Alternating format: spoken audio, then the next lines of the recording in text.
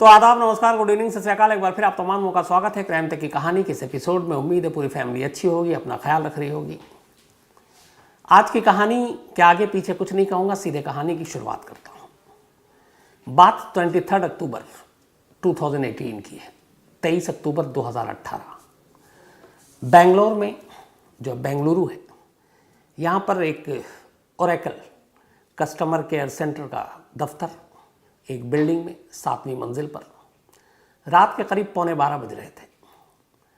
तमाम staff night shift में वहाँ मौजूद थे। इसी दौरान में एक दफ्तर का प्यून 7th फ्लोर पे बैठे हुए एक एम्प्लॉय के पास जाता है और कहता है कि आपसे मिलने 2 विजिटर आए। 11:15 बजे रात को अब 2 विजिटर, वो भी थोड़ा सा पकाता है, लेकिन इससे पहले भी कई उसके दोस्त और बाकी लोग मिलने आते रहते थे, तो उसे लगा कोई दोस्त होंगे। वो नीचे आता है मीटिंग रूम में, जहाँ पे वेट कर रहे थे गेस्ट। 2 लोग लंबे चौड़े अच्छे कदकाठी के वहाँ बैठे हुए थे। अब ये शख्स उसके पास जाता है, दोनों मेहमानों की नज़रें मिलती हैं उससे। वो उन्हें पहचान नहीं पाता, आंखों में सवालिया निशान कि आप लोग कौन हैं। और तभी उनमें से एक शख्स अपना हाथ आगे बढ़ाता है और इस ओरेकल के एम्प्लॉय की तरफ हाथ बढ़ाते हुए सिर्फ 2 शब्द कहता है, हेलो मिस्टर तरुण। हाथ आगे बढ़ा हुआ है, जुबान से नाम तरुण। सुनते ही ये नाम सामने वाले शख्स के चेहरे पर हवाइयाँ उड़ने लगती हैं, क्योंकि ये नाम उसने 15 साल बाद सुना था। 15 साल तक ये नाम उसने किसी की ज़ुबान से नहीं सुना। 15 साल तक किसी ने उसे तरुण कहकर पुकारा ही नहीं। इन 15 सालों में उसकी पहचान, उसका नाम एक ही था, और वो था परवीन भटेले।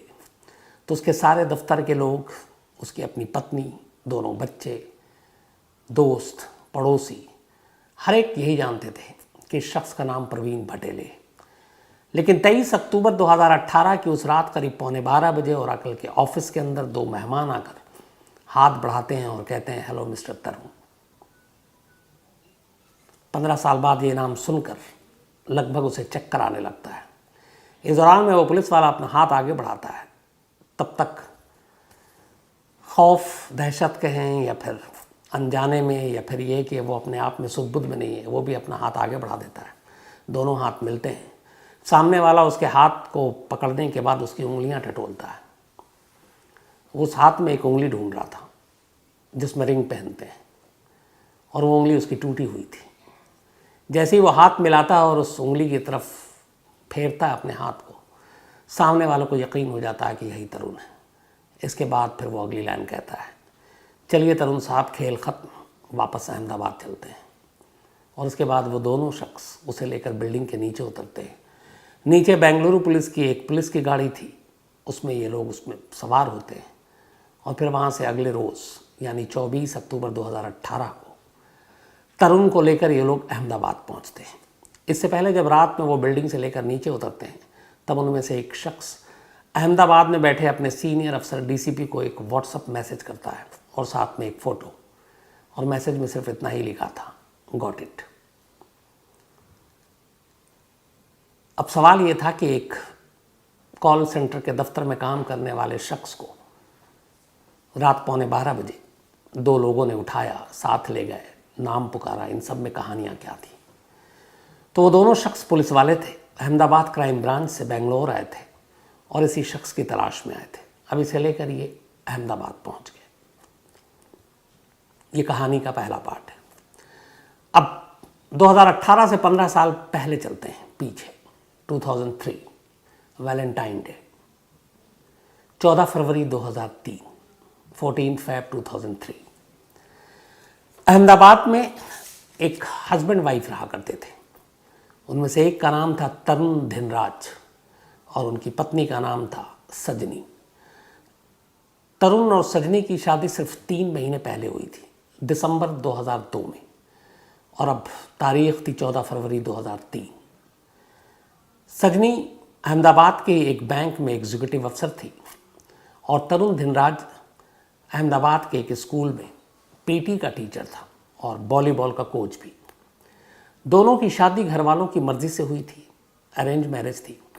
ये दोनों केरला के बेसिकली रहने वाले थे, केरलाइट थे, लेकिन फिर सजनी का परिवार अहमदाबाद आ गया नौकरी की तलाश में। तरुण का परिवार भी पहले केरल में था, फिर मध्य प्रदेश में रहा, उसके फादर मध्य प्रदेश में पीटी के टीचर थे।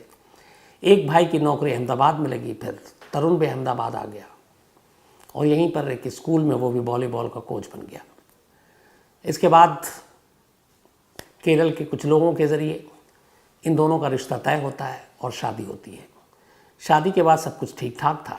शादी के बाद तरुण सजनी के साथ एक अपार्टमेंट में रहता है, लेकिन वो हमेशा जब भी कहीं बाहर जाता, वॉलीबॉल के मैच भी होते तो इसको बच्चों के साथ जाना पड़ता, तो अपनी वाइफ से हमेशा कहता था कि तुम घर में मत रहना अकेले, यहाँ पे लुटेरे चोर ये सब होते हैं तो कुछ भी हो सकता है, तो जब मैं बाहर रहूँ तो तुम अपने मायके चले जाना। अहमदाबाद में ही सजनी के घर वाले थे, पिता थे, माँ थी, बहन थी, तो सजनी भी अपने घर चली जाती थी। आखिरी बार वो अपने घर उसी फरवरी 5 तारीख को गई थी और फिर लौट आई थी। लेकिन जब वो 5 को गई तो चलते वक्त उसने अपने पिता से कहा कि मुझे गाड़ी में पेट्रोल भराना, आपके पास पैसे हैं? तो पिता को बड़ा अजीब लगा कि पेट्रोल के इसके पास पैसे नहीं है। फिर उन्होंने पूछा कि तुझे दामाद जी ठीक से रखते हैं? तो वो खामोश हुई, उसने बोला हाँ ऐसी कोई बात नहीं है। उसके बाद चली गई, आखिरी मुलाकात थी। वैलेंटाइन डे 14 फेब 2003 की रात, बल्कि शाम करीब 7:30 बजे सजनी की अपनी बड़ी बहन से बात होती है। बिल्कुल नॉर्मल कूल बात, सब कुछ पूछा ठीक ठाक। 10-15 मिनट की बातचीत के बाद फ़ोन रख देती है। इसके बाद 2 घंटे बीतते हैं। 2 घंटे के बाद अचानक तरुण का फ़ोन आता है सजनी के घर पे और कहता है कि आप लोग फ़ौरन हॉस्पिटल आइए, मामला सीरियस है, सजनी की हालत बहुत सीरियस है। ये सुनकर घर वाले बदहवास वहाँ से भागते हैं, आते हैं। तब तक पता चलता है कि सजनी की मौत हो गई। तरुण जो है वो बैठकर बेतहाशा रो रहा है। पुलिस आती है, मौके पर देखती है, सजनी के दुपट्टे से ही उसका गला घोट कर कत्ल किया गया था। घर के सामान बिखरे पड़े हुए थे, कुछ जेवर गायब थे। पुलिस को लगा लूटपाट का मामला है। तरुण ने भी यही कहा कि हमें हमेशा, मैं कहता था सजनी को एहतियात बरतो, और क्योंकि यहाँ पे घरों के अंदर सेंधमारी होती है, तो शायद किसी लुटेरे ने सजनी को मार डाला। अब तरुण की हालत ख़राब, लगातार रो रहा। 3 महीने शादी को हुए थे। घर वालों को भी उससे पूरी हमदर्दी, अफसोस। अगले दिन अब सजनी का पोस्टमार्टम होता है, उसके बाद अंतिम संस्कार किया जाता है। पर तरुण की ऐसी हालत नहीं थी कि वो अंतिम संस्कार कर सके। फिर बड़े भाई जो है उसके, वो मुखाग्नि देते हैं और इस दौरान में तरुण की हालत सदमे में बहुत बिगड़ जाती है और उसको हॉस्पिटल में एडमिट कर दिया जाता है। 15 को एडमिट कर देते हैं। पुलिस अपनी तफ्तीश कर रही है। इलाके के जो चोर उचक्के हैं उनकी लिस्ट बनाई जा रही है। सब कुछ ये था कि किसी को जो भी है इसके पीछे पकड़ा जाएगा।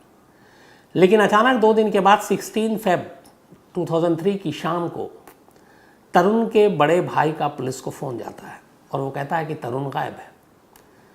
तरुण हॉस्पिटल से गायब हो गया।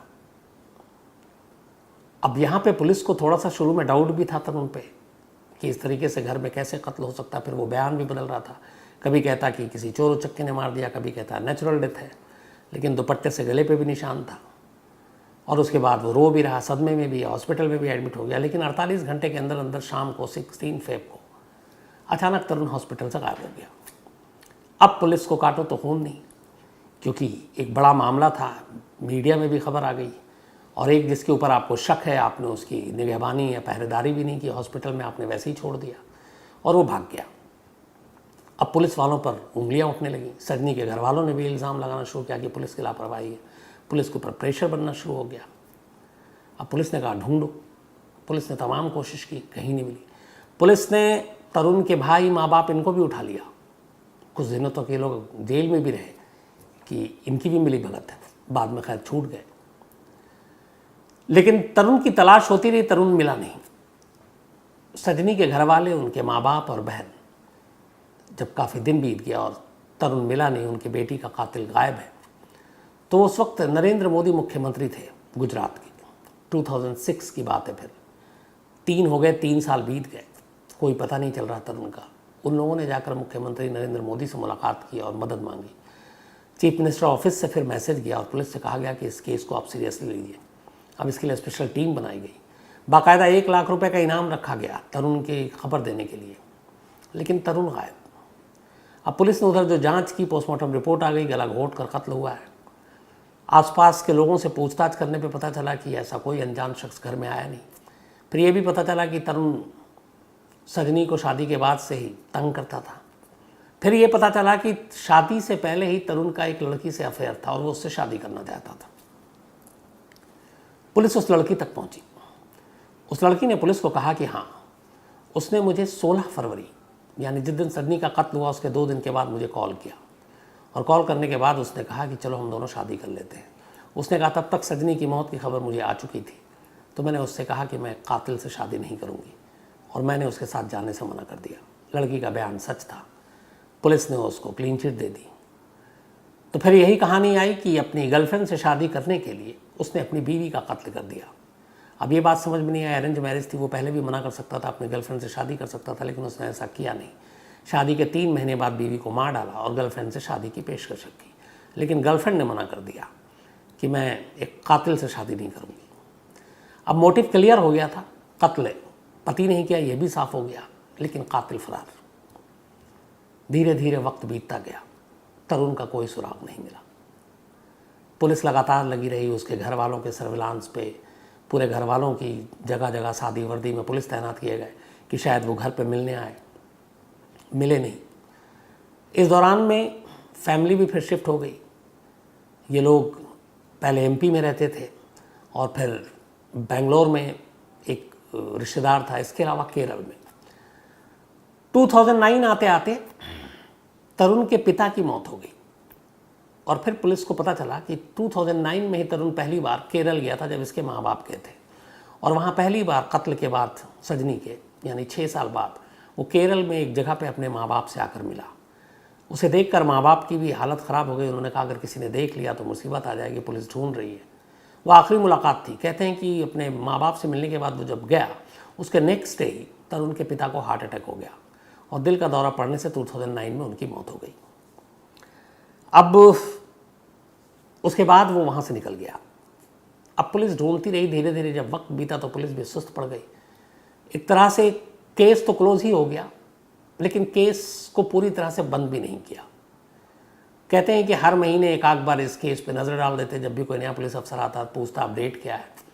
मंथली मीटिंग में इस केस को ऊपर रखा जाता, फिर पूछा जाता अपडेट क्या है। लेकिन इधर साल बीतते जा रहे थे। अब इस केस पे जो भी नया अफसर आता उसकी नज़र भी होती। धीरे धीरे 3 से 2016 आ गया, 2016 में एक और पुलिस अफसर आए। उन्होंने कहा कि इस केस की फाइल खोलो, अपडेट क्या पता करो। तो उन्होंने पता किया कि फादर की तो डेथ हो गई है तरुण के, माँ जो है वो अब एमपी में है, मंदसौर में, और एक बेटा उनका अहमदाबाद में है। लेकिन वो कहाँ है पता नहीं। अब मंदसौर में भी पुलिस ने आगे पीछे अपने शादी वर्दी में टीम लगाई, लेकिन कोई सुराग नहीं मिला। लोगों से भी पूछा, कोई इस तरह का हुलिया का लड़का आता है, पता चला नहीं है। 2016 में उस लड़की ने जिसके साथ इश्क था तरुण का, जिसको अपनी बीवी का कत्ल करने के 2 दिन बाद उसने ऑफर किया था शादी करने के लिए, और जिसने कातिल कहकर शादी से मना कर दिया था, उससे पुलिस ने कांटेक्ट किया कि तुम्हारे पास कोई खबर आई कभी पलट के उसने तुम्हें याद किया। तब उस लड़की ने पहला क्लू दिया। उसने कहा कि हाँ, अभी 2016 में ही मेरे कुछ दोस्तों ने बताया कि उसने तरुण या उसके जैसे मिलते जुलते हुलिया वाले शख्स को दिल्ली के एक मॉल में देखा है। अब पुलिस की टीम दिल्ली के मॉल और उस इलाके को छानने के लिए अपनी भेजती है। फिर ये भी पता चलता उसी दौरान में जब देखने की बात थी, तरुण की माँ भी दिल्ली में थी। तो अब ये था कि शायद वो माँ के साथ हो, लेकिन तमाम चीज़ें खंगालने के बावजूद तरुण नहीं मिला। वक्त बीतता गया। अब 2016 के इस क्लू के बाद पुलिस को एक चीज़ का यकीन हो गया था कि तरुण जिंदा है। उसने सुसाइड नहीं किया है, कहीं और नहीं भागा है, बल्कि देश में है। इस दौरान में जब तब खबर आती, कभी उसको गुजरात में देखने की बात आती, कभी महाराष्ट्र में, कभी मध्य प्रदेश में, कभी बेंगलोर में, कभी केरल में। 5 राज्यों और उसके पूरे फैमिली के अराउंड 4000 फ़ोन नंबर मोबाइल के, इनको खंगाले। 4000 नंबर्स जो उसके दूर के रिश्तेदार, दोस्त, ताकि कब कहाँ से किसी के पास फ़ोन आ जाए और वो क्लू मिल जाए। सब बेकार। माँ के नंबर को भी पुलिस ने रडार पर रखा हुआ था। तो उस माँ के नंबर से ये पता चलता था कि ये कुछ लोगों से तो बात कर रही हैं केरल और ये, लेकिन जितने भी लोग थे वो सब रिश्तेदार थे। तरुण शायद किसी नंबर पे बात नहीं कर रहा था। पुलिस अंधेरे में थी। धीरे धीरे अब इस बात को 15 साल बीत गए। 2018 आ गया। 2018 आने के बाद अब पुलिस का ये था कि टीम लगी हुई थी अपडेट में कि इसको ढूंढना है। इसी दौरान अब पुलिस ने, जो ये अनम्मा एक रिटायर्ड नर्स थी, ये तरुण की माँ, तो एक भाई अहमदाबाद में था, उस भाई को पूरी तरह से ग्रिल किया, उस भाई के तमाम सर्विलांस लगाए, नंबर लगाए, बट उसे पता चल गया कि इस भाई के साथ तरुण कांटेक्ट में नहीं है। तो अब ले देकर पूरी फैमिली में एक ही कैरेक्टर, जिसके साथ तरुण क्लोज भी था अपनी माँ के। तो पुलिस की पूरी उम्मीदें अब उसकी माँ पे ही टिकी थी। माँ की उम्र भी हो रही थी, रिटायर्ड नर्स भी हो गई, कि ये माँ से ज़रूर संपर्क करेगा, और इससे पहले कर लिया हो और पुलिस चूक गई। लेकिन अब सारी उम्मीदें माँ पर टिक गई थी आकर। पुलिस ने उनकी माँ के सारे नंबर, जो भी बातें होती थी, सारे नंबर को ट्रेस करके अपने पास रखा, चुपचाप सुनते भी, लेकिन कोई फ़ायदा नहीं हुआ। एक रोज़ उसी माँ के मोबाइल पे एक लैंडलाइन नंबर आ गया, कॉल, और ये लैंडलाइन जो नंबर था ये बेंगलोर का था। अब पुलिस हर नंबर जो आता उसको क्रॉस चेक करती थी माँ के। ये पहली बार था कि जब बेंगलोर से किसी लैंडलाइन नंबर से कॉल किया गया था। पुलिस ने उस नंबर को चेक किया तो पता चला कि ये बेंगलोर के ओरेकल कस्टमर केयर का नंबर है। अब अहमदाबाद क्राइम ब्रांच की टीम थोड़ी हैरान कि तरुण की माँ को ओरेकल कस्टमर केयर से क्या काम, कोई ऐसी चीज़ नहीं। तो सारी निगरानी करने के बाद, सारी छानबीन करने के बाद पुलिस ने कहा कि इस नंबर को टटोला जाए। फिर ये भी हुआ कि कहीं इसी जगह पे तरुण काम तो नहीं करता। अब इसके बाद क्राइम ब्रांच की टीम अहमदाबाद से बेंगलोर के लिए रवाना होती है 22 अक्टूबर 2018 को। वहाँ जाने के बाद बेंगलोर पुलिस से कांटेक्ट करती है और फिर कहती है कि इस ओरेकल कस्टमर केयर में हमें एक एम्प्लॉय के बारे में डिटेल चाहिए। बेंगलोर पुलिस भी इस ऑफिस के HR डिपार्टमेंट को कांटेक्ट करती है और कहती है कि हमें आपके यहाँ जितने भी लोग काम करते हैं उन सबकी लिस्ट चाहिए आपके एम्प्लॉय की। ये जाहिर नहीं करते हैं कि किसकी खास तौर पे चाहिए, क्योंकि अलर्ट चौकन्ना हो जाए सामने वाला। बस उनका ये था कि सारे एम्प्लॉय की लिस्ट चाहिए, हमारा रूटीन प्रोसीजर है लॉ एंड ऑर्डर मेंटेन करने के लिए। ओरेकल कस्टमर केयर सेंटर के HR की तरफ से लिस्ट आ जाती है मुलाजिमों की, एम्प्लॉय की। उस पूरे लिस्ट में कहीं पे भी तरुण भटेवाल नाम का कोई एम्प्लॉय नहीं था। बट उस लिस्ट में एक नाम देखकर पुलिस जो अहमदाबाद से आए थे उसके थोड़े कान खड़े हो जाते हैं, और वो नाम था प्रवीण भटेले। अब पुलिस को लगा कि ये नाम कहीं उसने सुना है। फिर याद किया पुलिस ने तो पता चला कि जो उसकी माँ है तरुण की, वो जो कॉल करती थी, एक कॉल वो प्रवीण भटूले को भी करती थी और वो उसकी वाइफ निशा को भी करती थी, और निशा का भी नंबर उसकी माँ के पास था और माँ के पास भी निशा का नंबर था। दोनों अक्सर बातें करते थे। तो पुलिस ने अब प्रवीण भटेले और निशा, इनकी कुंडली खंगालनी शुरू की। तो पता चला कि ये लोग सोशल मीडिया पे कभी हैं ही नहीं, ना कभी इन्होंने अपनी तस्वीर डाली है। ये बड़ा अजीब लगा कि आज के दौर में ऐसा कैसे। फिर ये पता चला प्रवीण भटेले और निशा के 2 बच्चे भी हैं।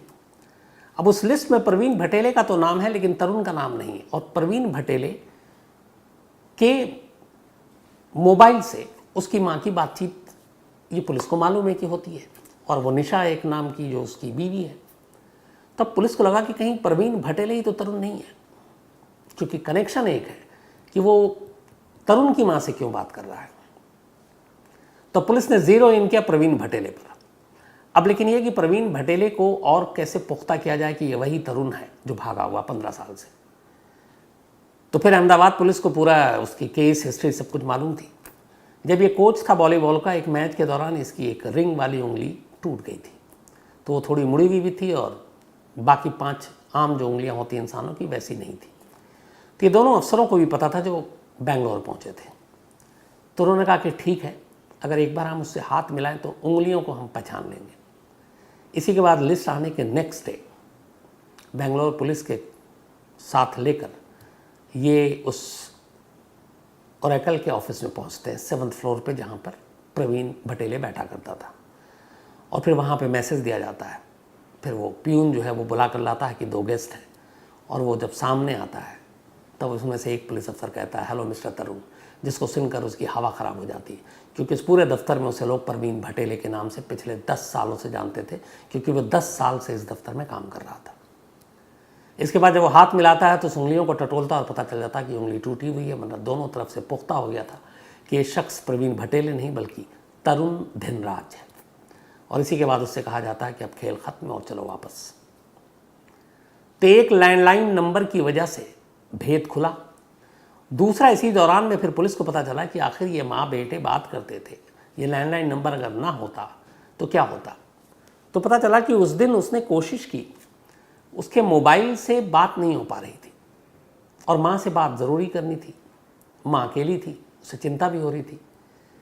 तो ये थोड़ी सी लापरवाही बरत गया और उसने ऑफिस में बैठे बैठे अपने ऑफिस के लैंडलाइन नंबर से माँ के नंबर पे कॉल कर दिया और ये पुलिस के रिकॉर्ड में आ गया। अगर वो लैंडलाइन नंबर से कॉल ना करता तो शायद तरुण का राज 15 साल है और ना मालूम कितने सालों तक राज ही बना रहता। फिर पुलिस के सामने जानकारी आई कि उसकी माँ ने एक और सिम ले रखा था और वो सिम उनके एक रिलेटिव के नाम पर था। उस रिलेटिव को, दूर के रिलेटिव थे, पुलिस ने अपने फोकस में लिया नहीं और उस सिम का इस्तेमाल उसकी माँ सिर्फ और सिर्फ तरुण से बात करने के लिए करती थी और तरुण भी उसी सिम पे ज़्यादातर कॉल किया करता था। तो इस तरीके से पुलिस के रिकॉर्ड में ये सिम नंबर ही नहीं था तो कभी जांच के घेरे में आया ही नहीं और इसीलिए तरुण का राज रहा। अब पुलिस उसे लेकर वापस अहमदाबाद आती है, सब कुछ हो गया। अब फिर पुलिस उससे कहानी सुनती है। वो सजनी के कत्ल का इल्ज़ाम अपने सर लेता है, बोलता हाँ मैंने कत्ल किया क्योंकि मुझे अपनी गर्लफ्रेंड से शादी करनी थी, लेकिन उसने मना कर दिया क्योंकि मैं कातिल हो चुका था। बोला कत्ल करने के बाद मैं 6 तारीख को ही दिल्ली आया था। दिल्ली में कुछ दिन रहा और दिल्ली में बाकायदा अगले 1 हफ्ते में ही कत्ल करने के 14 फेब को उसने कत्ल किया, वैलेंटाइन डे, और 20 फरवरी तक वो दिल्ली के कॉल सेंटर में नौकरी कर रहा था, अगले 4-5 दिनों में ही। बोला फिर यहाँ से पुणे गए। पुणे में उसको एक निशा नाम की लड़की से मुलाकात हुई। उसने अपने आप को बताया कि मैं यतीम हूँ, मेरा दुनिया में कोई नहीं है। धीरे धीरे दोनों में दोस्ती हो गई। इसने पुणे में एक जगह नौकरी की थी और फिर उन दोनों ने पुणे में ही शादी कर ली। फिर इसके बाद ये लोग 2009 और 10 में बेंगलोर पहुँचे और उसने बेंगलोर में इस ओरेकल कंपनी में जॉब शुरू कर दिया। दोनों के 2 बच्चे भी हुए और उसकी पत्नी को भी यही मालूम है कि इसका नाम प्रवीण भटेले है। उसकी पत्नी को उसका असली नाम, उसके पुराने कारनामे कुछ नहीं मालूम था। तो जिस गर्लफ्रेंड के लिए उसने कत्ल किया उससे तो शादी की नहीं, एक दूसरी लड़की से शादी की, फिर 2 बच्चे हुए और बेंगलोर में रहने लगा।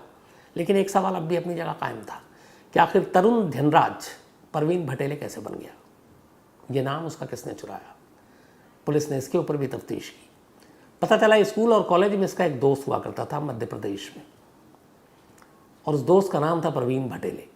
ये दोनों साथ थे, कॉलेज में भी साथ पढ़ाई की। जब इसने कत्ल किया, उसके कत्ल करने के बाद इधर उधर ये भटकता रहा था। फिर एक दौर ऐसा आया जब ये पहुंचा भोपाल। उस वक्त प्रवीण भटेले भोपाल में था और ये वहाँ उसकी शादी हो गई थी। ये उसके साथ भी रहा कुछ दिन तक। उसने कुछ कोचिंग सेंटर शुरू किए थे, उसने कहा मैं भी करूँगा। इसने कुछ दिन उसके साथ काम भी किया। फिर प्रवीण भटेले के आधार कार्ड, ड्राइविंग लाइसेंस और पासपोर्ट, इन तीनों को उसने वहाँ पे स्कैन किया और फिर उन नामों को अपना नाम दिया और उसमें तस्वीर अपनी लगा दी। तो आधार कार्ड भी प्रवीण भटेले के लिए, तस्वीर अपनी, ड्राइविंग लाइसेंस भी, पासपोर्ट भी, और लेकर चला गया। और इधर प्रवीण भटेले को पता नहीं। प्रवीण भटेले भी एक स्पोर्ट्स का कोच, अभी हरियाणा में शायद काम कर रहे हैं कहीं। इतना ही नहीं, इस ओरेकल में नौकरी के दौरान इस फर्जी नाम जो किसी और का चुराया हुआ, फर्जी पासपोर्ट जो किसी और का चुराया हुआ जिसमें उसकी तस्वीर लगी है, 3 बार वो यूएस भी हुआ है, अमेरिका। लेकिन एक गलती 15 साल के उसके इस राज को खोल गया। अगर उसने उस दफ्तर में उस दिन बैठकर लैंडलाइन नंबर से अपनी माँ को कॉल ना किया होता तो शायद तरुण का राज ही रहता, तरुण शायद प्रवीण भटेले ही रहता। लेकिन कहते हैं कि कहीं ना कहीं एक ज़रा सी चूक आपको कब पकड़वा दे और आपका भेद कब खुल जाए नहीं कह सकते। वही चीज़ हुई, लेकिन इसमें कमाल अहमदाबाद पुलिस भी थी, खासतौर पे क्राइम ब्रांच की टीम, जिसने 15 साल के इसमें सुस्त रफ्तारी भी आई, सब कुछ आया, लेकिन तरुण की तलाश बंद नहीं की। तरुण अब जेल में है, साबरमती जेल में, और जो कुछ उसने किया है उसके लिए उसे सज़ा भी वैसे ही मिलेगी। तो ये थी कहानी एक ऐसे शख्स की जो 15 साल तक पुलिस को बेवकूफ़ बनाता रहा, एक नए नाम से नए शहर में रहा, नौकरी की, शादी की, 2 बच्चे पैदा किए, लेकिन ये गलती ने सारा राज खोल दिया। अब कहानी ख़त्म करूं उससे पहले अपना वही सिलसिला। आज जतिन शर्मा जी का जन्मदिन है, तो हैप्पी बर्थडे जतिन जी। और दिया शर्मा इन्होंने भेजा है, इनके हस्बैंड हैं। सैयद लुकमान हुसैन का भी आज बर्थडे है, तो हैप्पी बर्थडे सैयद लुकमान साहब। मोहम्मद हाशिर अंसारी, इनका भी आज जन्मदिन है, तो हैप्पी बर्थडे हाशिर साहब। और आफ्ताब अंसारी के बेटे हैं ये। इसके अलावा प्रीतिका मिश्रा, इनका भी जन्मदिन है, हैप्पी बर्थडे प्रीतिका। और पुष्कर मिश्रा ने भेजा है। जानू शर्मा का भी आज जन्मदिन है, तो हैप्पी बर्थडे जानू शर्मा जी। और चंदन शर्मा जी ने भेजा, उनकी पत्नी है ये। इसके अलावा शिवानंद शेट्टी, कल मैं गलती से विवेकानंद शेट्टी बोल गया था, माफ़ी चाहता हूँ, शोभा दास जी ने मुझे मेल किया। तो शिवानंद शेट्टी जी का कल बर्थडे था, तो एक बार दोबारा शिवानंद शेट्टी जी आपको बहुत बहुत जन्मदिन की बधाई, मुबारकबाद, हैप्पी बर्थडे। और शोभा दास जी, अब मुझे उम्मीद है कि आपकी शिकायत दूर हो गई होगी। इसके अलावा सोना का भी आज जन्मदिन है, तो हैप्पी बर्थडे सोना। और गजानन बिचेवार ने भेजा ही महाराष्ट्र से। साथ ही आज राजश्री शर्मा जी और पंडित सुरेश शर्मा जी, इनकी एनिवर्सरी है, तो आप दोनों को बहुत बहुत बधाई, राजश्री जी और सुरेश शर्मा जी। सुरेश शर्मा जी ने मुझे मेल भी लिखा, उन्होंने कहा ये इनकी 43वीं जो है आज वो है एनिवर्सरी, और अगर विश नहीं किया तो उन्होंने कहा कि आज एनिवर्सरी के दिन रात को हम खाना नहीं खाएंगे। तो ऐसा मत कीजिएगा आप, बिल्कुल। मैंने विश भी कर दिया और आप खाना भी खाइए, और आज अच्छा खाना, आज कुछ पार्टी वार्टी कहीं बाहर ले जाइए आप। इसके अलावा आज ममता देवी और अनुज राय की भी एनिवर्सरी है, आप दोनों को बहुत बहुत बधाई। और रौनक राय ने भेजा है। साथ ही मुन्नी देवी और जीवन सिंह बिस्ट, इनकी भी आज एनिवर्सरी है, आप दोनों को भी बहुत बहुत बधाई। और कैलाश राणा जी ने भेजा है। इसके अलावा अनीता और कमलेश चांदा, इनकी भी आज एनिवर्सरी है, तो अनीता जी और कमलेश जी, आप दोनों को भी बहुत बहुत बधाई। साथ ही संजय आर्या हैं हल्द्वानी से, और 12 तारीख को इनका हैप्पी बर्थडे है, चलिए एडवांस में सही। संदेश भंडारी हैं काठमांडू से। कई लोगों ने लाउड स्पीकर के शो की बड़ी तारीफ की, दिल से आप लोगों का शुक्रिया बहुत बहुत। इसके अलावा पौरावी पाटिल हैं, हमेशा की तरह वही हंसता खिलखिलाता, इन्होंने मेल लिखा है। राहुल यादव हैं, इन्होंने एक सवाल किया कि अगर एफआईआर न दर्ज किया जाए किसी के प्रेशर या किसी के दबाव की वजह से, तो क्या किया जाना चाहिए। इनका शायद एक कहानी है कि एक एफआईआर है जो एक डीएम की वजह से नहीं लिखी जा रही है, क्योंकि डीएम का जानने वाला है। तो अगर कोई एफआईआर पुलिस वाला ना लिखे, किसी अफसर के दबाव में ना लिखे, और लोकल पुलिस लिखने से मना करे, तो एक तो सबसे हाईएस्ट जो अफसर हैं आप उनके पास जाके कंप्लेंट दे सकते हैं। नंबर 2, आपको लगे कि पुलिस से बात नहीं बनेगी, तो आप सीधे सीधे कोर्ट में भी किसी वकील को पकड़ कर जा सकते हैं कि पुलिस मेरी एफआईआर नहीं लिख रही, और फिर कोर्ट के आदेश के बाद तो अच्छे अच्छे लिखेंगे। तो आखिरी रास्ता कोर्ट बचता है एफआईआर लिखवाने के लिए, और बहुत सारे ऐसे मामलों में कोर्ट के आदेश पर एफआईआर लिखी गई है। इसके अलावा सैम कुमार है, एक स्टोरी की फरमाइश की है, गर्ल इन बेसमेंट, ये शायद मैं सुना चुका हूँ आपको सैम कुमार साहब, इसी कहानी में मिलेगी आपको। इसके अलावा राजा शाह है नेपाल से, लाउड स्पीकर की कहानी की इन्होंने भी तारीफ की, थैंक यू। जय प्रकाश रे हैं कनाडा से, मैंने शायद कल आइसलैंड बोल दिया था, वो आइलैंड कहते हैं, अंग्रेज़ी आपको पता है मेरी माशाल्लाह है, लेकिन थैंक यू सो मच जय प्रकाश रे साहब, धीरे धीरे सीख रहा हूँ सब कुछ। पूनम जैन जी ने भी लाउड स्पीकर की तारीफ़ की। इसके अलावा चंद्र राज राय हैं इसराइल से। जिम जोन्स एंड मैस्केयर, इसकी कहानी सुनना चाहते हैं। आरएन काओ की भी कहानी सुनना चाहते हैं, निधि प्रकाश ने लिखा है, मैं जल्दी आपको सुनाता हूँ, पक्का वादा है। प्रियंका कटियार हैं, और इन्होंने लिखा कि कई लोगों ने कल कमेंट्स किया था कि कल की कहानी मैं पहले सुना चुका हूँ, तो ऐसा बिल्कुल नहीं है। कल की कहानी तो मैं 100% शर्तिया बोल सकता हूँ कि मैंने नहीं सुनाई है। इसके अलावा तुषार पाल हैं, विक्रम मिश्रा जी हैं, थैंक यू सो मच आपके मेल के लिए। तो आप तमाम लोगों का शुक्रिया, और जिन कहानियों की फरमाइश है वो भी जल्द सुनाऊंगा, लेकिन आज कहानी में इतना ही। अब आपसे मुलाकात होगी कल रात 9 बजे किसी नई कहानी के साथ, तब तक अपना ख्याल रखिए, थैंक यू वेरी मच।